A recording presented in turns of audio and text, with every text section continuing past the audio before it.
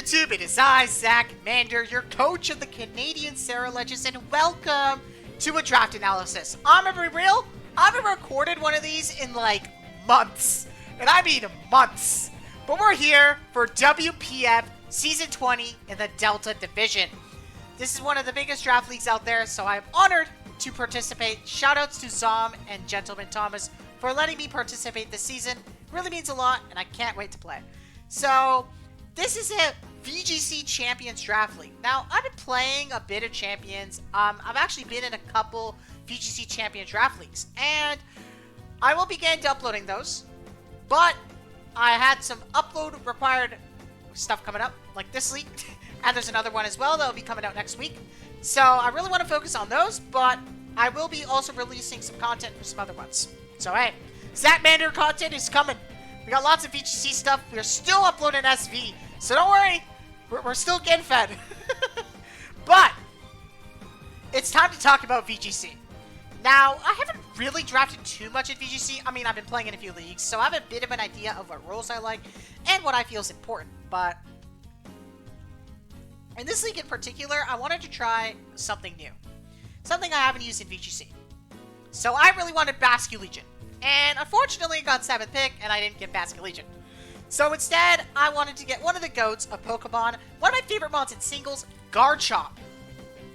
Now, Garchomp, you can run Sandvale, but I'm going to be running Rough Skin because I ain't no bitch. I say this, and then I'm going to be running Manual Sand.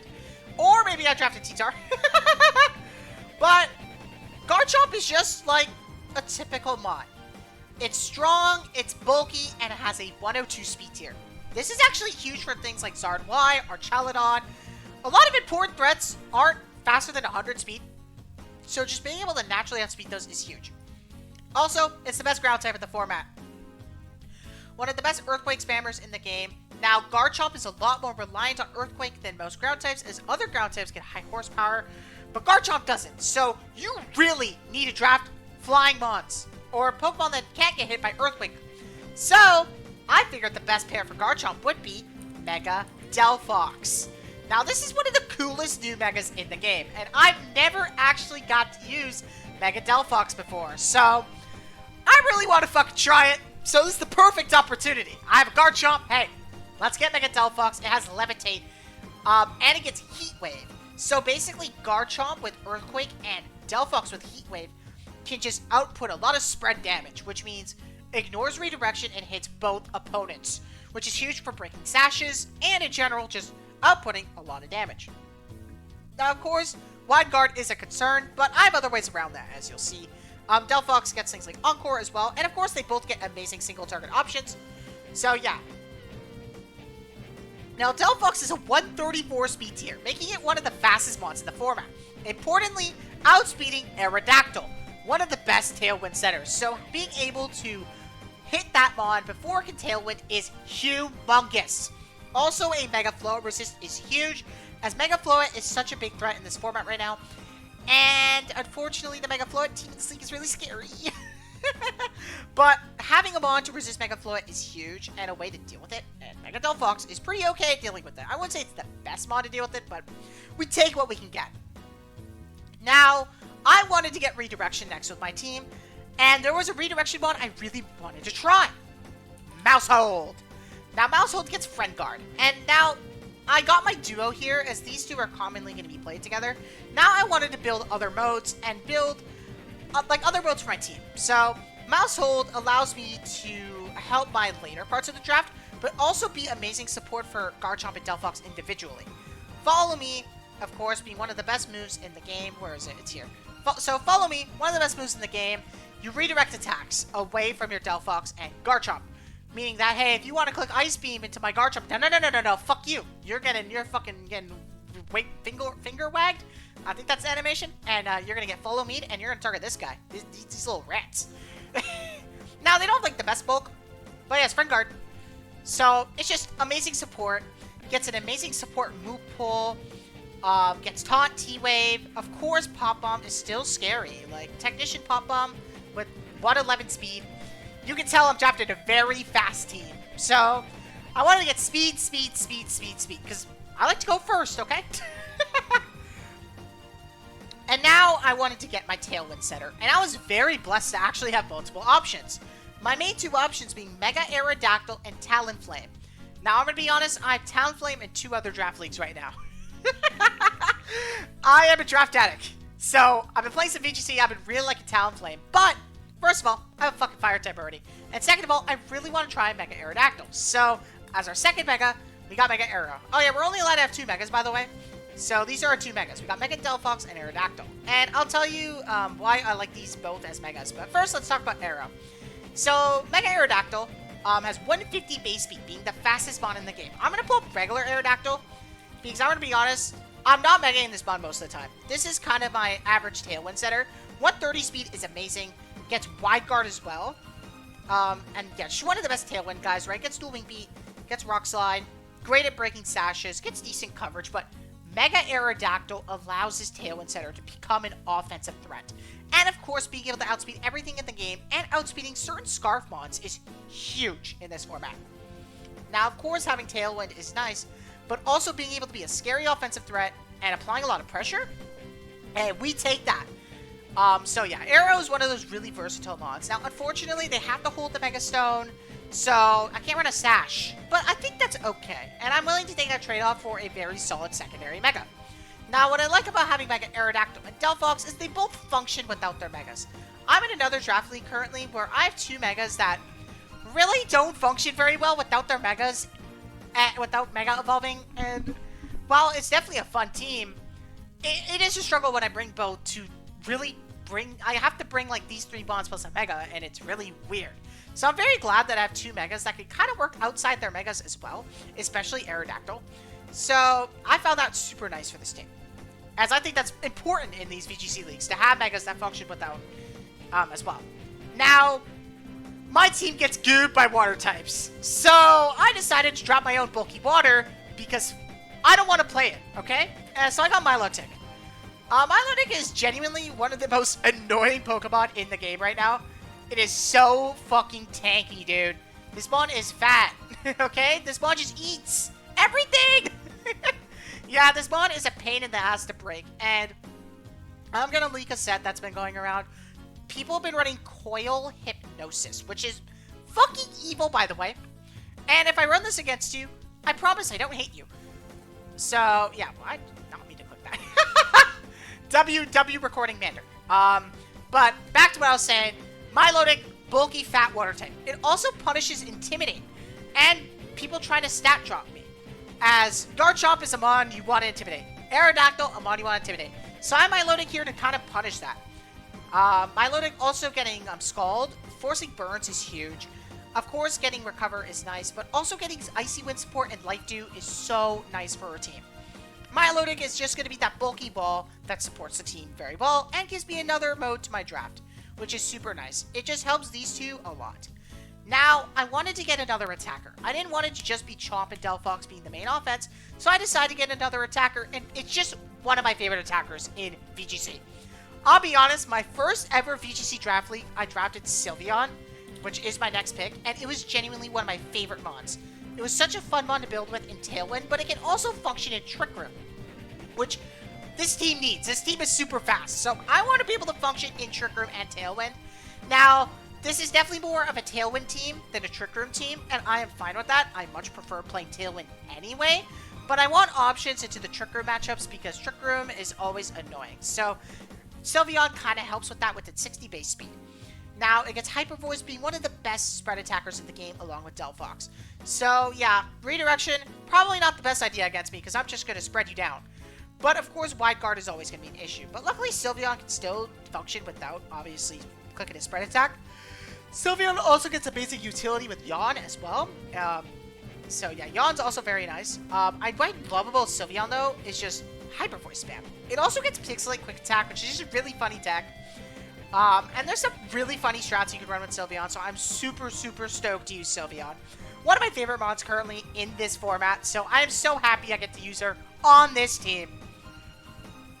Now, I need to get something to break bulky waters, and I was blessed with a grass type that, first of all, I've never used before. Second of all, it blocks Fake Out?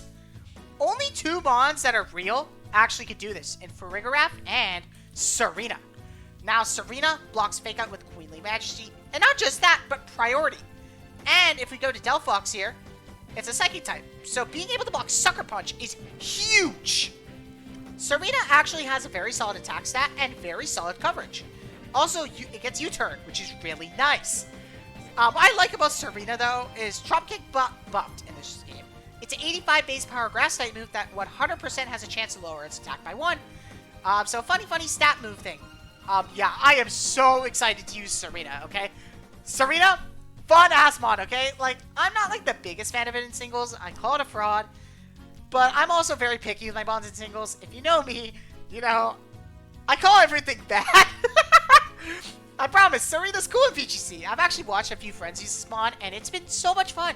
Just seeing how, like, cool this bond functions. Blocking Fake Out is huge. Being able to outspeed things with Scarf is so cool. And, of course, the coverage.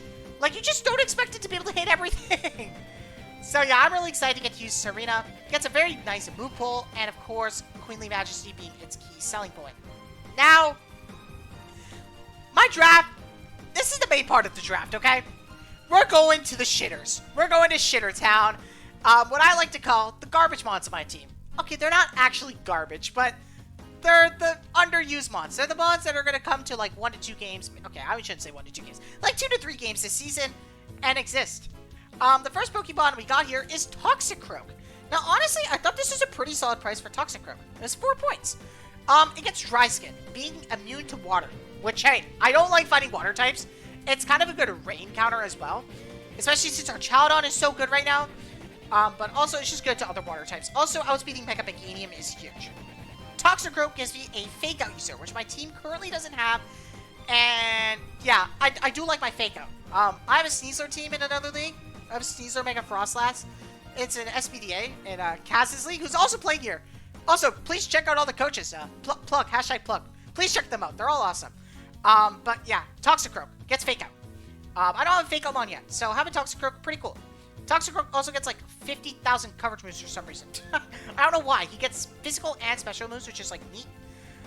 Also gets coaching, which, hey, coaching is really nice. Hey, I'll coach that Milotic, and Milodic's gonna sit there and eat all your hits.